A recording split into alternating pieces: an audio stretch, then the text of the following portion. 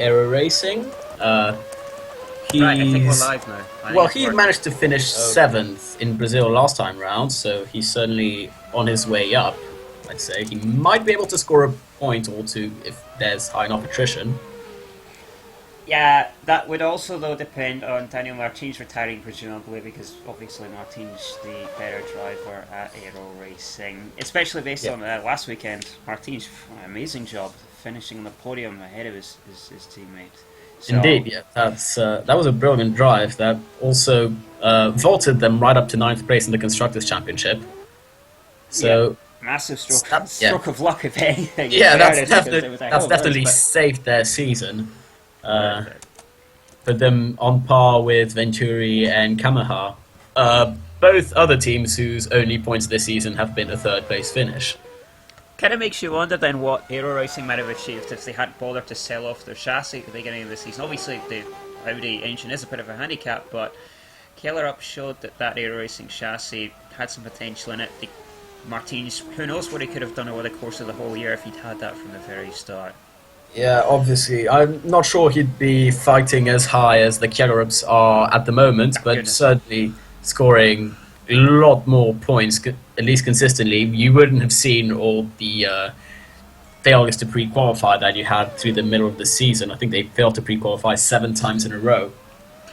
Yeah, I mean, in terms of the first two or three of those, in fairness, the driver line was always going to leave them stuck there no matter what kind of car they had. Ronaldo Jimenez, a bit of a strange choice for second driver. They pretty quickly identified he was way too slow to be driving in the top tier motorsport part of him, but Yeah, obviously, probably not the best choice, but to their credit, they got rid of him pretty soon, and the failures to pre-qualify only started after that, with Ashley Watkinson, and actually just when Daniel Martins showed up, and it's the fact that really they were threatening to fall back into pre-qualifying from the very start, and only just did so when the actual good team stuck in pre-qualifying actually escaped it. speaking of that, that was Martin showing up on the screen just a moment ago. Fastest so far, but then doesn't look like any particularly good drivers have set a good time yet, a representative time. No, Mostly just the local stooges. yeah, it's The far local too early in rivals. the session to see really how it's going to shape up. Again, most of the cars on track being some of the Stooges. I think I saw Shane Walsh on track earlier. I'm not sure if he actually set a representative lap time on that particular occasion, but certainly with in the absence of an actual standings on our screen, Daniel Martins currently topping the session with a 131.531. We'll be interested to see what Walsh could do now that his future is a bit more secure. Earlier in the season, we saw him a bit wayward in his kind of pre-qualifying sessions, making mistakes, running off the track, running into things. But now he's got that extension for next year in his back pocket. Maybe we might see him just calm down a little bit more, sit some solo times, and see if he can drag Gillet up by the shoelaces and get him into qualifying proper. Yeah, indeed, because he's one of the he's certainly he played a big part in dragging Gillet out of pre-qualifying the 4 times they have so far this season, and even though he's had quite a bit of trouble just keeping the car on track, he has managed to score that 8th position. I believe that was him who scored it. Yes, he did. He scored that 8th place for Gillet in South Africa. His first finish of the season. He had crashed out in the 3 previous occasions. There we have the standings. He's currently in 2nd place. So, Reasonable time. Not so much from Hansuki Shoya though, quite far off the pace. He'll surely need a second run in this session to get himself in, assuming of course he can get out in time. obviously, given that there really aren't that many teams in pre-qualifying at this point, it would be hard, certainly, not to make it through as soon as he sets a representative lap time. Really, if he manages to get a good lap in, as does Martins, then surely, unless he, since both have set times, all he really needs to do is set one representative lap time, and Aero Racing should be through to main qualifying. Indeed, especially when the only real stumbling block in anyone's way is the grotesquely underpowered poor cars with the what do you call it? The Great Wall. Yeah, you go. The Great Wall engine that is completely gutless, and that seems to be, if I recall correctly, the only team that isn't likely to make it in. Because I'm pretty sure everyone else now gets a pass except the slowest team, if I recall correctly. Yeah, I'm fairly sure that's exactly what's happening. I'm not exactly sure how many teams are competing in pre-qualifying. I believe 6 teams are competing at the moment. Because the top 10 always get a free pass, so I think we are down and 16 teams are left, so yes, 6 teams competing. Poor, obviously not going to make it through by a long shot. So that would mean there's one other team that one team would fail to pre-qualify, yes. Well, wouldn't it be 2 though? I mean, Poor and one other team, because I think it's... one other team. Where presumably, after last week's counter-performance, Gillet would be the team favourite not to pre-qualify, if only to continue from last week's form. But taking a look at other teams that haven't pre-qualified recently, that really it's not a done deal. No, in fact, it's been surprisingly difficult to tell who isn't going to make the cut. You know, at the beginning of the season, you had guys like Lomas and Gillet, Tassi, the one with us, who are DNQing very regularly. As we have someone spinning, I hear, but didn't actually see. Sounded like John B. maybe just got a bit crossed up in the middle of his Yeah, probably. He does go a bit slow there, so he might have spun a bit before, but he's back on track, so that's not the end of his session by any stretch. He's already got the third best time, so he doesn't really need to set a second lap time right now. So I don't think that's going to affect him too much. Yeah, he's been a bit of a surprise lately. Spent most of the first half of the season looking really out of his depth, and then suddenly in the last 3 or so weekends has suddenly come alive. He would have single-handedly dragged Mecca out of pre-qualifying back at, goodness me, what round was that? I think it would have been South Africa. When he was way faster than Jesus Plaza, and Plaza just completely failed to show up. And then, of course, last time out at Brazil, that surprising 7th place. I think it was a 7th place. It was an 8th place. He was in 8th place. For Mecca. Certainly, the result that dragged Mecca in front of Brock Monster and Gillet at the same time. And it's also the greatest result of the history of the team for 4 seasons. Well, it's not very surprising considering the reputation that Mecca have built up in their time in the sport. And finding themselves in the lofty heights of 15th place in the Constructors' Championship is certainly a welcome sight in Indonesia.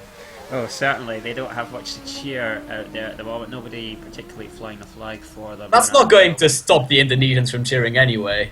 Oh goodness, though. They'll be absolutely hype over this. I imagine Sean Bean will have a massive fan club out that way in the Pacific now because of that. There must be dozens of shrines popping up all over Sumatra at the moment. And it's a surprise really was John Bean rather than Jesus Plaza, who looked certain to be the guy that was going to turn Mecca into a, well, not exactly a formidable force, but a tolerable one. Yeah, at the very least one that was capable of threatening qualifying. Like, making the grid semi-regularly is certainly a noble goal to achieve, and one they actually have achieved ever since actually making it out of pre-qualifying in the United States Grand Prix earlier in the season in Phoenix.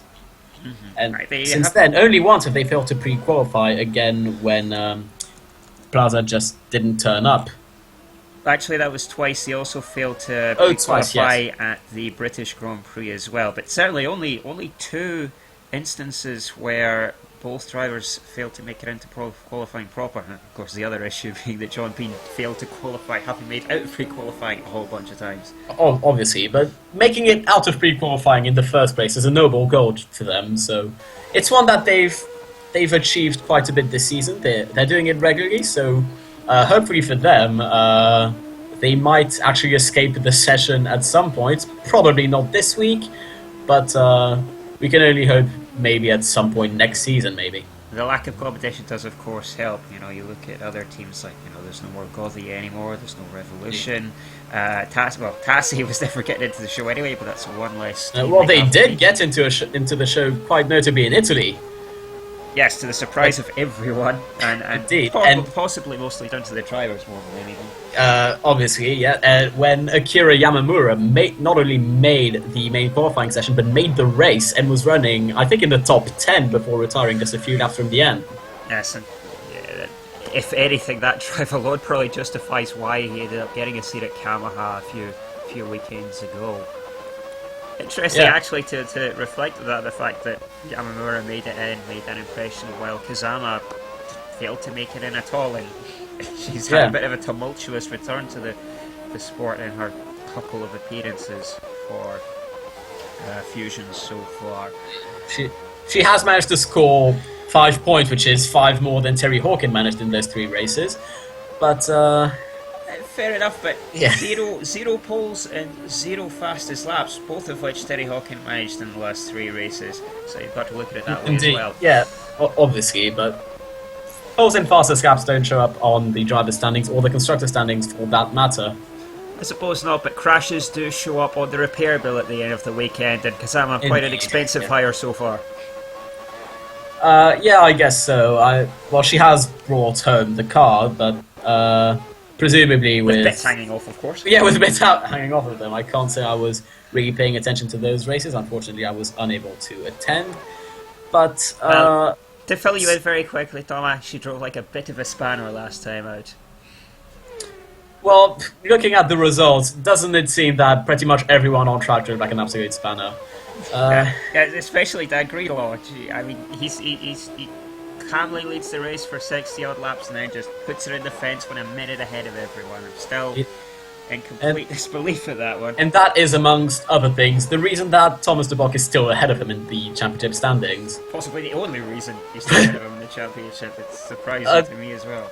Well, aside from the fact that he got injured in Spa. Of course, that doesn't help either. In the very spectacular accident that also put Fredo Mestorio on the sidelines for the rest of the season. And fairness, so that only means he's a net loss of 1 race compared to the Bach, who of course got suspended for his antics at Asfaltway. Ah, yes. That was not the best of races for Thomas de Bock, surely. But he did bounce back in Monaco, scoring the podium. He's had a good history in Monaco. I believe that's his 3rd podium there. So that, in a sense, wasn't extremely surprising, but certainly a good way to bounce back from a really scandalous performance in Norway. Speaking of, it'll be interesting to see where he ends up next season. Does it look like he'll be getting renewal of Volker Grand Prix Engineering? The works around team. Probably not. Volker certainly have not been showing their interest in keeping him for another season. Thomas de Bock has kept quite quiet over his future.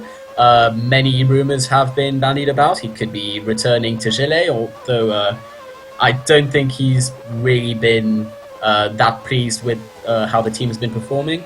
He has been rumoured to go to Jones or to Kellerup. He has been rumoured even to go back to Formula 1 after 8 years of absence in that particular category. In fact, it may have to be Formula 1 now that those 2 teams mentioned have completely filled the lineups now, with Jones setting a complete rookie pairing, surprise that, of Gary Pacer and Nathaniel Cameron, while Kellerup have gone for the very strong lineup of Bastien van Nieuwenhuizen and Mark Dagnall.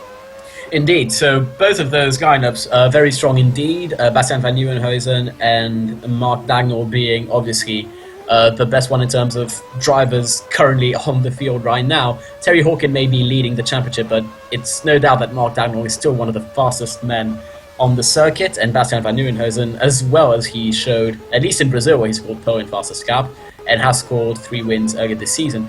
But the Jones lineup with the 2 rookies, certainly they're 2 of the best rookies that will make their debuts next season, 2 of the strongest drivers in the low categories at the moment.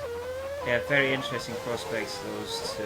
There was a lot of rumours that Pace would end up at the senior team from which he drives in 3.5 right now. Of course, a Yuri Kremlin feeder team for Kellerup, but the acquisition of Van Nieuwenhuizen kind of locking him out there. So it will be very interesting to see how he gets on, or whether the Ford engine can make up for its deficiencies and give those 2 youngsters half a chance of establishing themselves in the series. Of course, the rookies of late doing very well in terms of establishing themselves as top drivers in the series. You look at the the championship contenders this year: Terry Hawkin, new to the sport; Kara, second season; and Nieuwenhuizen, first season. So 3 of the top 4 rookies or second season drivers, and there's a lot of pressure then on Cameron and Pacer to show immediately what they're made of, rather than having that build up time to work their way towards becoming top drivers, rather than just going straight away.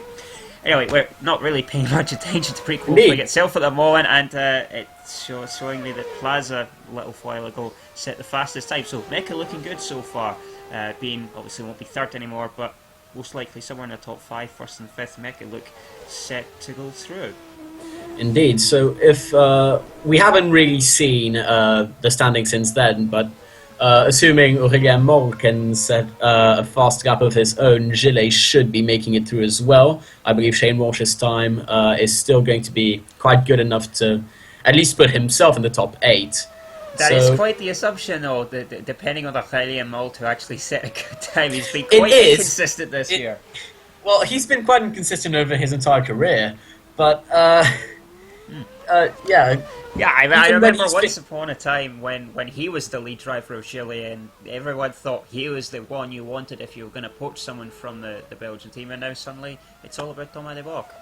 Indeed. Well, even when Moll finished second in the championship in 2013, he wasn't extremely consistent at that point. He did score 2 victories that season, I believe, but a lot of the time he just retired from the race. Probably due to the Gillet being extremely unreliable. Bomb on wheels, I believe. Indeed. I believe, yeah, that's certainly what it was. So the fact that he was able to finish second that season is mostly a testament to how inconsistent the entire field bar Mark Dagnall was that year. Just wondering if I can't even remember all 6 teams that are in pre-qualifying this weekend. I think Union Sabre Developments have dropped back into the session for the first time in quite a while, thanks to Marco Bizzarri's continuing trend of not making the race, always coming 25th or 20th. Sorry, not 25th or 26th, 27th or 28th. Indeed. Yeah. It's really not been good for them at all, and I think they've been sucked back into the vacuum that is pre-qualifying. Indeed, yeah. Of course, the other driver failing to qualify consistently being Jari Kekkonen. And who's now moved to Lomas, has he not? Which was a bit of a strange hiring decision. Indeed. Well, now we've got the full Finnish team lineup at Rob Lomas Racing with Jari Kekkonen and Mikko Häkkinen. Which the most uninspiring lineup possibly of all time. Indeed, even certainly a departure from the Finnish tradition of having at least slightly interesting drivers. But exactly, not only are the 2 drivers not very inspiring in terms of performance, but also easy to confuse. I suppose so, yes, especially when they have no notable characteristics to speak of whatsoever. Even though both of them have had vastly different careers, I mean, certainly Kekkonen is a lot more experienced than Häkkinen. There's not very much to tell them apart. I actually think it's about the same. You know, Häkkinen does bring money, which obviously helps, but Häkkinen has been kicking around the rear of the field in F1 ARWS for a very long time now. I think he's been to 3 or 4 teams at this point. I remember he had a stint with Tropico, he had a stint with Scuderia Alitalia. I think he went back to CR at one point and has now found himself at Rob Lomas. I think he had a brief time at ARWS. He might have. I don't have. Well, actually, I do have info here somewhere. If I can find it. Indeed. Mikko Häkkinen first appeared as a race driver, at least in F1 ARWS at Tropico in 2014. He moved to Autodynamics in 2015, then to Simpson and Revolution in 2016. Fusion last year, 2 starts. He hasn't really made an impact. And that's especially what he's really known for, is the fact that he never really does anything of note, and yet is still always able to secure employment. It's the annoying little speck that just won't flicked away no matter what. Well, Jari Kekkonen, even though he hasn't really made that much of an impression, has at least scored some results before. He scored points rather consistently, at least when he was at Aerotech when they first started in 2011, 2012. And when he first moved to Boxtel in 2015, he also scored, I believe, 3 points in that season. So even though he has had more success, he's definitely not any more notable, memorable at least. No. And I do seem to remember Kekkonen being completely taken to the cleaners by Colin Pratchett at Boxtel Engineering. He's been taken to the cleaners by pretty much everyone. He got taken to the cleaners by, I believe it was Nicholas Steele, his teammate at Aerotech when he first started. Although in fairness, Steele bit off the boil there, but once upon a time a decent enough driver, so indeed, benchmark. Yeah, he scored at least a handful of podiums in his time. I believe one of the drivers who has perpetuated the BH curse. Yes, the curse that was only recently broken by Dan Greenlaw. No, Nicholas Steele definitely scored a handful of podiums in his time. No victories at all, I believe. He was driving for Blockmotor as early as just earlier this season. Yeah, and as soon as RUF saw an opportunity to get more money, they just dumped him straight away and brought in Gregor Pascal. Not a very inspirational switch, but I suppose what you got to do to line your pockets. Indeed, and it's not like Gregor Pascal is a bad choice per se. He scored a few points as well, but he hasn't really shown himself to be a championship caliber at the very least. No, and he's made quite a few amateurish mistakes in his time as well. I seem to remember at Gauthier being sort of, occasionally competent in terms of his pace, but a lot of the time just throwing it off the road with some really basic errors. So we just took a look at the standings earlier. I saw Shane Walsh still hanging on in 3rd place. I don't believe I saw Aurélien Moore anywhere inside that top 6. So, we are just as the session has just finished, Jesus Plaza has taken the fastest lap time with a 1:31.453. Let's see who else is going to be in that all-important top 8. Well, we saw for a moment there John Bean was in 5th position, so we could pretty much guarantee that... Well, it is guaranteed. Through. If both your drivers are in the top 8, then by default you've made it through. So Mecca's certainly through into the main qualifying session. Let's see what we have here. Martin McFry coming Martin back is for in 2nd place. NRE. Mo is in 9th place. So that should be good for Gillet, I believe. Quentin Reatherson's done well to be 7th, actually, given the crap box he's got in the back of his car. Gutless engine, and yet he's still in the top 8, although... It's going to be close between Gillet and Aero Racing, as Martins is ahead of Walsh, but Chioria is behind Mo. And Neuberg is nowhere to be... There are a couple of people missing from this list, definitely. Kekkonen and Fakkinen are only 6th and 11th, so presumably... unless the drivers who haven't set a time off from different teams. Yeah, but look at the time actually, there's only one so driver who wouldn't have set a time. Neuberg. It'll be Neuberg for Poor. So they're definitely out. That probably doesn't change anything, so Paul will not make it through, and I believe that it would be Rob Lomas Racing who would also fail to pre-qualify. Most likely so, because you look at the time gap, you've got a very big difference between 6th and 11th, 2 seconds. They're... it's looking like it'll be RLR. The only other candidate, we've got Shoya. Actually, who does Shoya drive for? Of course, Aero Racing. Aero Racing. So he's with Daniel Martin, who is in 2nd place, so he should be safe. As should Walsh and Mo. Looking at those results, surely it's going to be Kekkonen and Fakkinen not making it through. Yeah, by the looks of it. Van Raken's quite lucky that his teammate this weekend is McFry. Jansson, not really known for his qualifying pace, but McFry certainly is. It's a shame for Quentin Reatherson in the pool. Actually, quite a good time there in 7th place. Very good, in fact. Only 1.3 off the pace in a car with a basically non-existent engine. That's actually a fantastic lap from him. That's a great performance by the.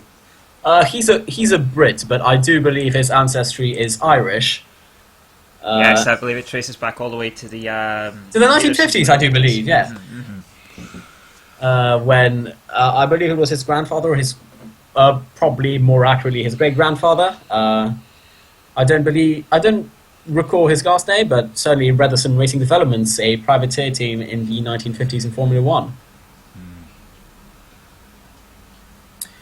So we're only awaiting confirmation right now, but I do believe that the two teams who will fail to pre-qualify will be poor by virtue of David Neuberg not setting a time at all, and Rob Lomas Racing. Jari Kekkonen in 6th place, Mikko Häkkinen in 11th place. Yes, well, it really does